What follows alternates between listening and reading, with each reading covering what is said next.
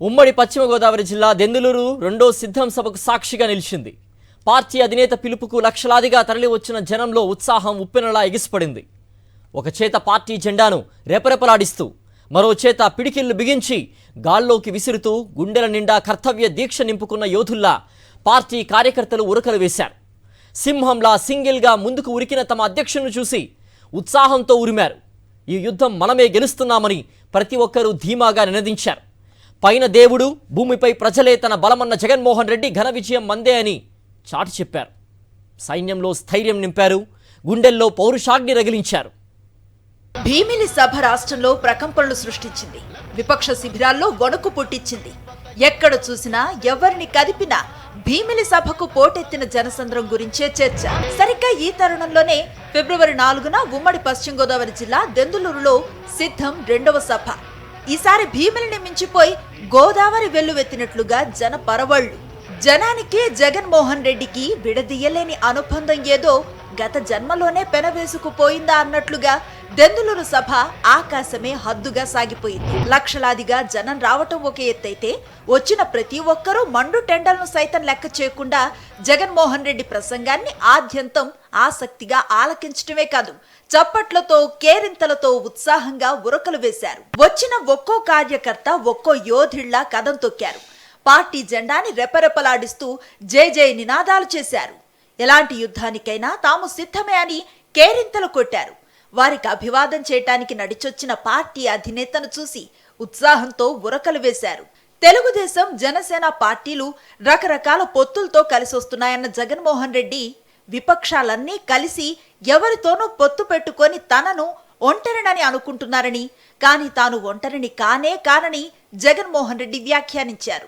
జగన్ ఏనాడు ఒంటరి కాదు. వారికి ఉన్న సైన్యం, వారి పొత్తులైతే, వారి ఎల్లో పత్రికలైతే, వారి ఎల్లో టీవీలైతే నాకున్న తోడేమిటో తెలుసా? నాకున్న తోడేమిటో తెలుసా? నా తోడు, నా ధైర్యం, నా బలం, పైనున్న ఆ దేవుడు, మీరంతా మీ గుండెల్లో నన్ను పెట్టుకున్నా మీ బిడ్డ. ఇది నాకున్న బలం. రానున్నది మహాసంగ్రామం. అందులో కౌరవ సేనని ఓడించటానికి నాయకుడు అస్త్రశస్త్రాలు సిద్ధం చేసుకొని యుద్ధానికి సిద్ధమై వచ్చారు. సైన్యాన్ని ముందుకు నడిపించటానికే ఆయన వచ్చారు.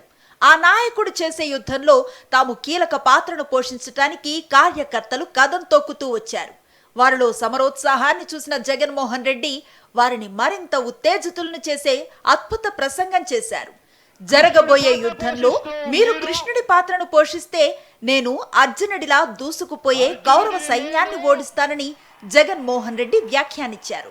జరగబోయే ఎన్నికల రణక్షేత్రంలో కృష్ణావతారంలో కృష్ణుడి పాత్ర పోషిస్తూ మీరు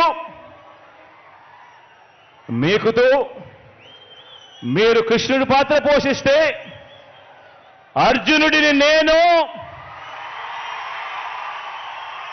మనందరి ప్రభుత్వం చేసిన మంచి మన అస్త్రాలుగా కౌరవ సైన్యం మీద మనమంతా కూడా ఫలితామో ఈ సందర్భంగా తెలియజేస్తా ఉన్నా. 3 సార్లు ముఖ్యమంత్రిగా పనిచేసిన చంద్రబాబు నాయుడు నేనిది చేశానని చెప్పుకోవటానికి ఒక్క పథకం కూడా లేదు కాబట్టే ఎన్నికల్లో ఒంటరిగా బరిలోకి దిగటానికి భయపడుతున్నారని జగన్మోహన్ రెడ్డి సెటైర్ వేశారు. ఎన్నికల్లో ఇచ్చిన మేనిఫెస్టోను ఎన్నికల అనంతరం అటకెక్కించే చంద్రబాబు నైజం గురించి రాష్ట్ర ప్రజలకు తెలుసునని, పదే పదే బాబు చేతిలో మోసపోవటానికి వారు సిద్ధంగా లేరని జగన్మోహన్ రెడ్డి అన్నారు. మనం చేసిన అభివృద్ధి, సంక్షేమాలే మన అస్త్రాలన్నారు. ధర్మం మన వైపు ఉంటే విపక్షాల వైపు అధర్మం ఉందన్నారు. అధర్మాన్ని ఓడించటానికి అంతా సిద్ధమేనా అనగానే అందరూ సిద్ధం అని బదులిచ్చారు. నా కుటుంబ సభ్యులైన మీరంతా కూడా మరొకసారి అడుగుతా ఉన్నాను, సిద్ధమేనా చెప్పి అడుగుతా ఉన్నాను మరొకసారి.